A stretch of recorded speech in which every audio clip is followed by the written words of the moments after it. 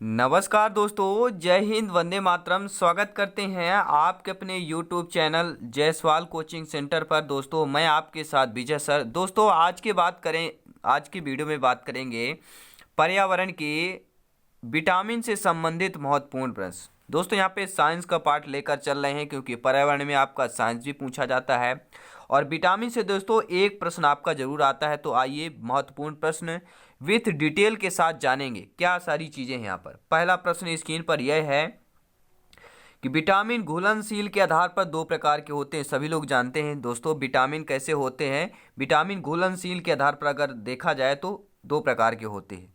दोस्तों एक और इम्पॉर्टेंट बात, अगर आप मध्य प्रदेश शिक्षक भर्ती यानी वर्ग 3 ग्रेड 3 की एमपीटीटी एग्जाम की तैयारी कर रहे हैं तो परेशान नहीं होना है। एमपीजीके से यहाँ पे दो प्रश्न पूछे जाएंगे तो वो भी हम एक कंसेप्ट लेकर आएंगे जो आपके महत्वपूर्ण प्रश्न हैं, जहाँ से प्रश्न आने वाले हैं। तो परेशान नहीं होना है दोस्तों, वीडियो देखते रहें, प्रैक्टिस करते रहें, सभी आपका सिलेबस यहाँ पे पूर्ण किया जाएगा। विटामिन घुलनशील के आधार पर दो प्रकार के होते हैं। घुलनशील के आधार पर पहला होता है जल में घुलनशील विटामिन। अब जल में जो घुलनशील विटामिन है वो कौन कौन से होते हैं तो ये भी जानना बहुत ज़रूरी है दोस्तों।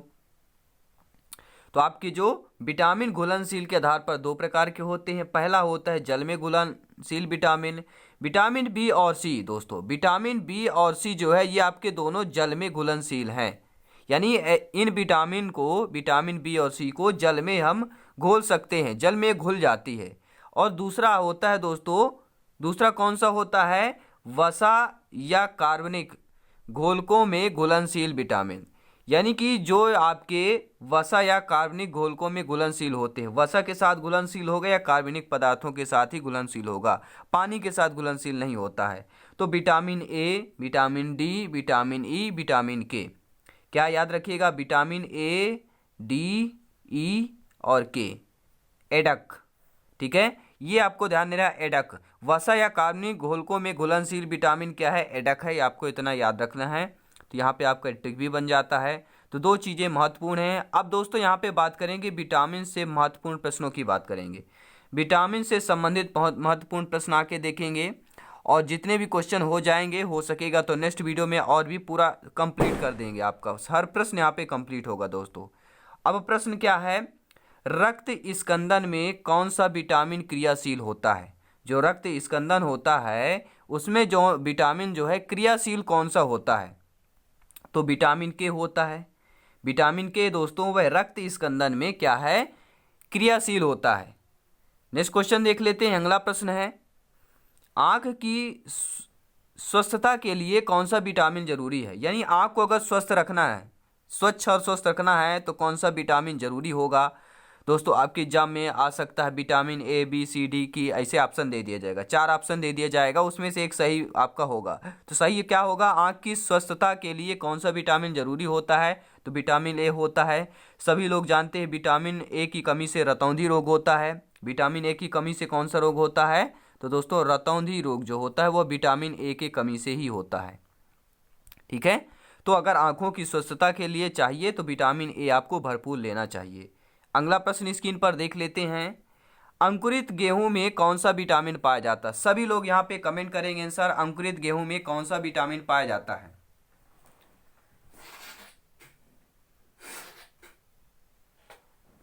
कमेंट करें दोस्तों फटाफट। चलिए, तो अंकुरित जो अगर गेहूं की बात की गई है, मैं बीजों की बात नहीं की ना, चना की बात की गई ना, जौ की बात की है, अंकुरित जो गेहूं होता है उसमें विटामिन कौन सा होता है, तो विटामिन ई की मात्रा होती है। अगर एग्जाम में आ जाए अंकुरित गेहूं में कौन सा विटामिन होता है, तो विटामिन ई होता है। आइए नेक्स्ट क्वेश्चन देख लेते हैं। अगला प्रश्न है, 13 से लेके 15 वर्ष के बालक तथा बालिकाओं में विटामिन ए के दैनिक आवश्यकता कितनी होना चाहिए। अगर बच्चे कितने हों, जिनकी उम्र 13 से लेके 15 वर्ष तक बच्चे हैं, अगर बालक हो या बालिका हो, दोनों में से विटामिन ए की अगर दैनिक आवश्यकता कितनी चाहिए, बच्चे 13 से 15 वर्ष हैं, तो यहाँ पे 60 mg होना चाहिए। विटामिन की बात कर रहे हैं दोस्तों, ठीक है। विटामिन ए की दैनिक आवश्यकता, अब यहाँ पे 4 ऑप्शन दे दिया जाएगा। कैसे दे दिया जाएगा मैं बता रहा हूँ। यहाँ पे दे दिया जाएगा 600 mg, दे दिया जाएगा 6000 mg, ठीक है। ऑप्शन की बात कर रहा हूँ जो एग्जाम में आएगा, 6000 mg, 60 mg दे दिया गया। और यहाँ पे ये दे सकता है 0.6 6 mg, ऐसे 4 ऑप्शन दे दिया जाएगा। तो राइट आंसर क्या हो जाएगा कि अगर बच्चे जो हैं जिनकी उम्र 13 से लेके 15 वर्ष है, चाहे बालक हो या बालिका, विटामिन ए की दैनिक आवश्यकता कितनी होनी चाहिए? 60 mg होना चाहिए। ठीक है, यानी कि 60 मिलीग्राम। कितना होना चाहिए दोस्तों? 60 मिलीग्राम डेली। नेक्स्ट क्वेश्चन की बात करेंगे। अगला प्रश्न है, एक कठोर परिश्रम करने वाले पुरुष की दैनिक ऊर्जा की कितनी आवश्यकता होती है? यानी पुरुष कैसा होना चाहिए? एक कठोर परिश्रमी, यानी कि पुरुष को परिश्रमी होना चाहिए, वो भी कठोर परिश्रम करने वाला पुरुष हो, तो उसकी जो है दैनिक ऊर्जा कितनी आवश्यकता होती है? दैनिक ऊर्जा की बात की गई है, तो उसको कितना 4000 केसी के कैलोरी की ऊर्जा की आवश्यकता होती। कितनी दोस्तों? 4000, ये याद रखना है, 4000 KCAL कैलोरी, ये आपको याद रखना। 4000 कैलोरी की ऊर्जा की आवश्यकता होती है अगर एक कठोर परिश्रम करने वाला पुरुष हो। अब कठोर परिश्रम की श्रेणी में मजदूर भी आते हैं, जो मेहनती होते हैं वो सभी कठोर परिश्रम करने वाले पुरुष होते हैं। तो दैनिक ऊर्जा में कितनी आवश्यकता होती है? तो 4000 कैलोरी की आवश्यकता होती है, ये आपको याद रखना है। और ये सभी एग्जाम में पूछे गए प्रश्नों, और यही प्रश्न दोस्तों पूछे जाते हैं। यह अगर BBRP प्रश्न दोस्तों। प्रश्न यह है, एपिलेप्सी रोग का संबंध किससे है? एपिलेप्सी जो रोग है इसका संबंध किससे है दोस्तों? तो नाड़ी संस्थान से है। ठीक है, एपिलेप्सी रोग का संबंध किससे है? नाड़ी संस्थान से। याद रखिएगा। अब आप लोग ये पूछते हो कि सर ग्रेड 3 यानी कि वर्ग 3 का एग्जाम हो रहा है, तो इतने कठिन प्रश्न कैसे आएंगे? दोस्तों मैं बता देता हूँ, बहुत ही लेवल हाई होने वाला है, कंपटीशन टफ है, तो हमें यहाँ पे एक भी चूक नहीं करना है। जायसवाल कोचिंग सेंटर एक भी चूक नहीं करना चाहता, जिससे आप लोग बाद में हमें दोष ठहराएं भैया। तो हम यहाँ पे दोषी नहीं होंगे, बिल्कुल 100% यहाँ पे तैयारी होगी, बिल्कुल कंठस्थ तैयारी करेंगे दोस्तों। ठीक है, चलिए नेक्स्ट क्वेश्चन देख लेते हैं। स्क्रीन पर यह है, प्रश्न है, एलर्जी को दूर करने के लिए कौन से विटामिन लेना चाहिए? तो विटामिन सी होता है। विटामिन सी की कमी से कौन से होता है, कौन सा रोग होता है? तो विटामिन सी की कमी से आपका स्कर्वी रोग हो जाता है, जिसे चर्म रोग बोलते हैं। ठीक है, तो एलर्जी को अगर दूर करना है, एलर्जी कहाँ पे होती है? एलर्जी सभी लोग जानते हैं आपकी चमड़ी पर होती है। ठीक है, एलर्जी को अगर दूर करना हो तो विटामिन सी आपको अधिकतर लेना चाहिए, अधिक मात्रा में लेना चाहिए। नेक्स्ट क्वेश्चन देखते हैं, कपास के बीज किस विटामिन से भरपूर होते हैं? वेरी वेरी मोस्ट इंपॉर्टेंट प्रश्न है दोस्तों, बहुत ही महत्वपूर्ण प्रश्न है। जो आपके कपास के बीज होते हैं वह किस विटामिन से भरपूर होते हैं? तो विटामिन ई के मात्रा से भरपूर होते हैं कपास के बीज। शायद आप प्रश्न सुन रहे हो पहली बार, तो ये आप जायसवाल कोचिंग सेंटर पर ही यहाँ पे सुन रहे हैं, तो यहाँ पे ज्वाइन कर लीजिएगा ज़रूर दोस्तों, और वीडियो को लाइक भी करते जाएं, और हो सके तो फ्रेंड में शेयर भी कर दीजिएगा। तो कपास के बीज किस विटामिन से भरपूर होते हैं? विटामिन ई के मात्रा से भरपूर होते हैं। नेक्स्ट क्वेश्चन है, किस विटामिन की कमी से मसूड़ों से रक्त आता है और दांत हिलने लगते हैं? वेरी वेरी इंपॉर्टेंट प्रश्न दोस्तों। किस विटामिन की कमी से मसूड़ों में रक्त आता है और दांत क्या है आपके हिलने लगते हैं? कौन से विटामिन है? तो आपके विटामिन सी की कमी से। विटामिन सी के कमी से मसूड़ों में रक्त आता है और दांत हिलने लगते हैं। नेक्स्ट क्वेश्चन की बात करेंगे। अगला प्रश्न है, किस विटामिन की कमी से श्वास नली तथा पाचक नली की उपकलाएं रुग्ण हो जाती है? कौन से विटामिन की कमी के कारण जो श्वास नली है आपकी तथा पाचक नली जो है, श्वास और क्या है पाचक नली जो दोनों हैं, श्वास और पाचक नली जो दोनों हैं, ये उपकलाएं क्या है इनकी रुग्ण हो जाती हैं? किस विटामिन के कारण? तो विटामिन ए के कमी के कारण ही। नेक्स्ट क्वेश्चन देख लेते हैं। अगला प्रश्न है, किस विटामिन की कमी से ओंठ, जिह्वा तथा त्वचा में रूखापन आ जाता है? ऐसे कौन सा विटामिन है जिसकी कमी से शरीर में क्या है, ओंठ, जिह्वा तथा त्वचा में रूखापन आ जाता है? हमेशा देखते हो कि ओंठ सूख जाते हैं, थोड़ा चमड़ी की तरह ठीक है निकलने लगते हैं, जिह्वा में हमेशा सूखा सूखा महसूस होता है, त्वचा भी आपकी रूखी रूखी नजर आती है। तो कौन से विटामिन की कमी के कारण? अगर आप विटामिन B2 ले रहे हैं दोस्तों, क्या है, अगर आप विटामिन B2 की मात्रा भरपूर ले रहे हैं तो ये समस्या आप लोगों की बिल्कुल नहीं आएगी।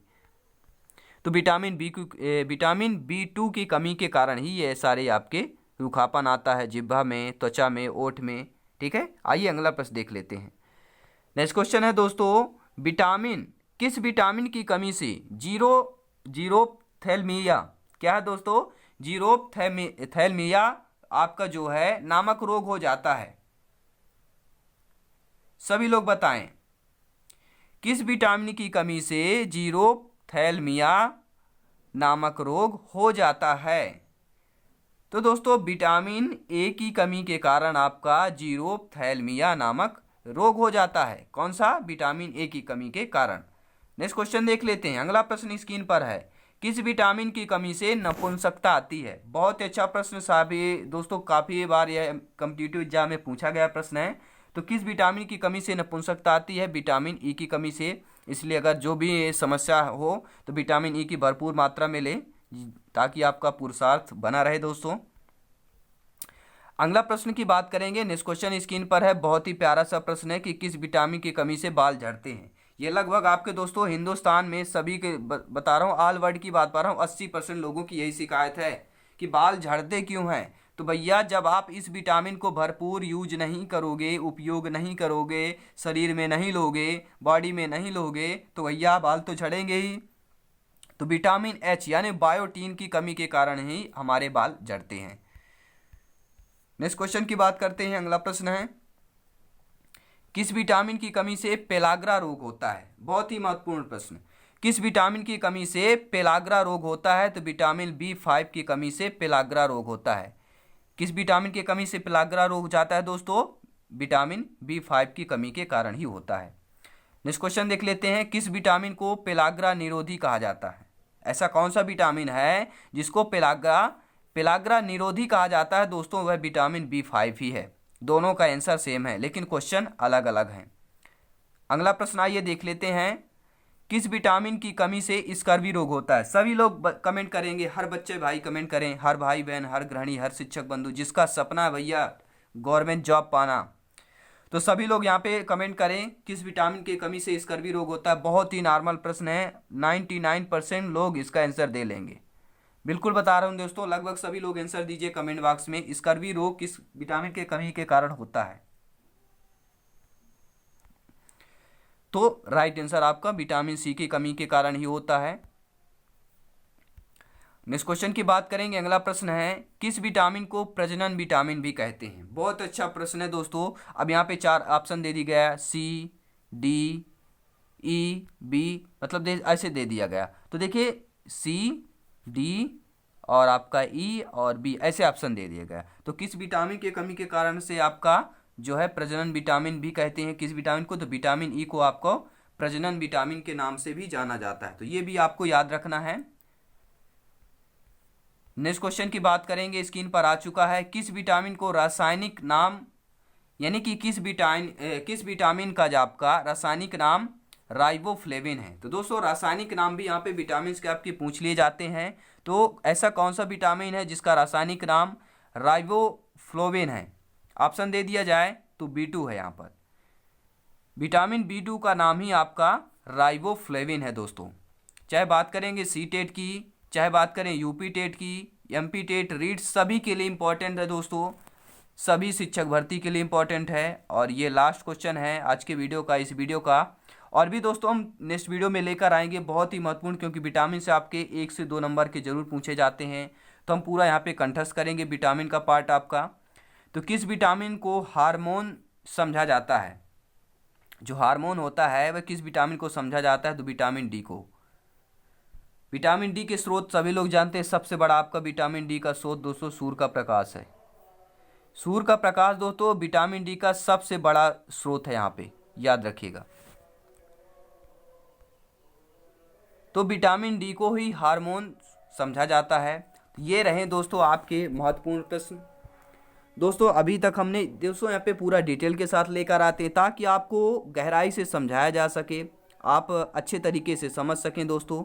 उम्मीद करता हूँ यह वीडियो बहुत अच्छा लगा होगा और बहुत अच्छा इस वीडियो पर आपका लाइक और प्यार भरा यहाँ पे कमेंट भी मिलेगा, और हो सके तो दोस्तों में शेयर भी कर देंगे, क्योंकि मोदी जी कहते हैं सबका साथ सबका विकास। अगर सबका साथ सबका विकास होगा तो हमारा भी विकास होगा, हम दूसरे का भला सोचेंगे तो हमारा भला अवश्य होगा।